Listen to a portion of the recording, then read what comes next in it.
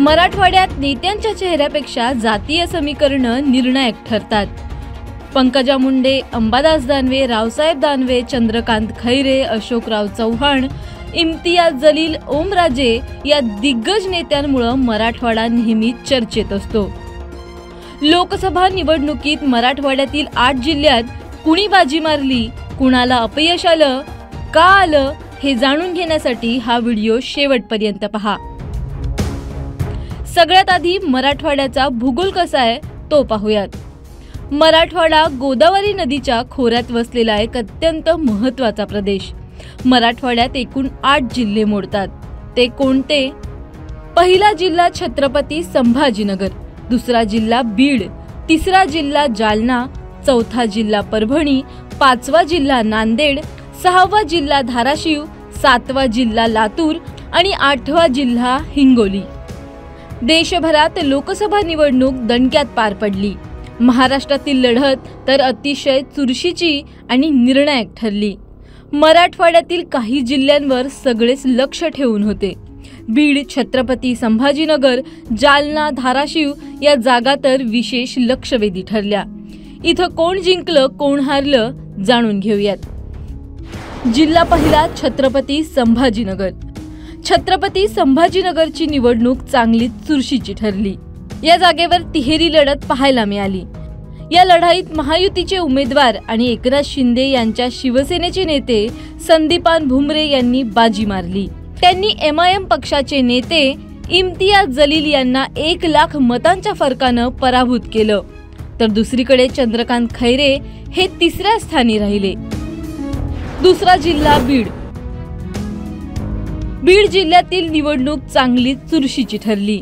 या जागेवर शरद पवार यांच्या राष्ट्रवादीचे उमेदवार बजरंग सोनवणे यांचा विजय झाला, तर दुसरीकडे भाजपच्या नेत्या पंकजा मुंडे या जागेवर पराभूत झाल्यात। या जागेकडे संपूर्ण देश डोळे लावून होता।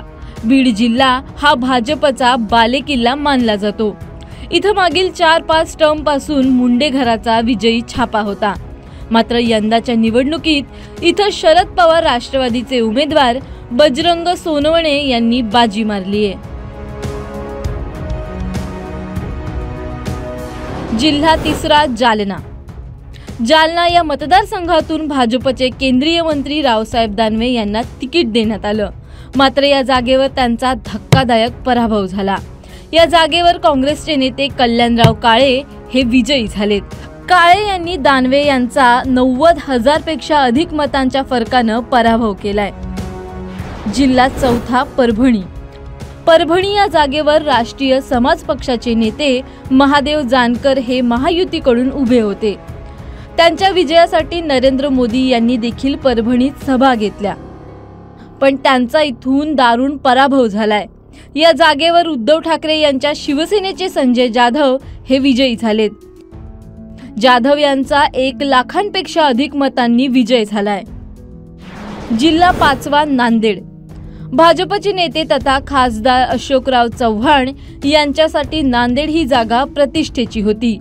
भाजपनं या जागेवर प्रतापराव चिखलीकर यांना तिकीट दिलं, मात्र या जागेवर काँग्रेसचे नेते वसंतराव चव्हाण हे विजयी झालेत। चव्हाण यांचा 25,000च्या मताधिक्याने विजय झालाय। जिल्हा सहावा धाराशिव। धाराशिव या जागेवर भाजपनं अर्चना पाटील यांना तिकीट दिलं होतं, तर उद्धव ठाकरे यांच्या शिवसेनेकडून ओमराजे निंबाळकर हे मैदानात होते। या जागेवर ओमराजे यांनी तब्बल 3 लाख मतांच्या फरकानं विजय मिळवलाय। भाजपसाठी हा पराभव धक्कादायक असल्याचं म्हटलं जातंय। जिल्हा सातवा लातूर। लातूर या मतदारसंघात काँग्रेसचे डॉक्टर शिवाजीराव काळगे आणि भाजपचे दुसऱ्या वेळेस संधी मिळालेले खासदार सुधाकर शृंगारे यांच्यात प्रमुख लढत झाली। या जागेवर शिवाजीराव काळगे यांनी विजयी पताका फडकवली। त्यांनी शृंगारे यांचा 50,000पेक्षा अधिक मताधिक्यांनी पराभव केला। जिल्हा आठवा हिंगोली। मराठवाड्यातील हिंगोली या मतदारसंघाकडे सर्वांचं लक्ष लागलं होतं। या जागेसाठी महायुतीकडून शिंदे गटाचे उमेदवार बाबूराव कोहळीकर हे मैदानात होते, तर महायुतीकडून नागेश आष्टीकर हे निवडणूक लढवत होते। त्यांना ठाकरे गटाच्या शिवसेनेनं तिकीट दिलं। या जागेवर ठाकरे यांच्या आष्टीकर यांनीच बाजी मारलीये। त्यांनी कोहळीकर यांचा 1,00,000 मताधिक्यांनी पराभव केलाय। हा होता मराठवाड्याच्या निकालाचा संपूर्ण आढावा। हा व्हिडिओ आवडला असेल तर लाईक आणि शेअर करायला विसरू नका। प्रज्वल ढगेसह सोनी मगर, एबीपी माझा।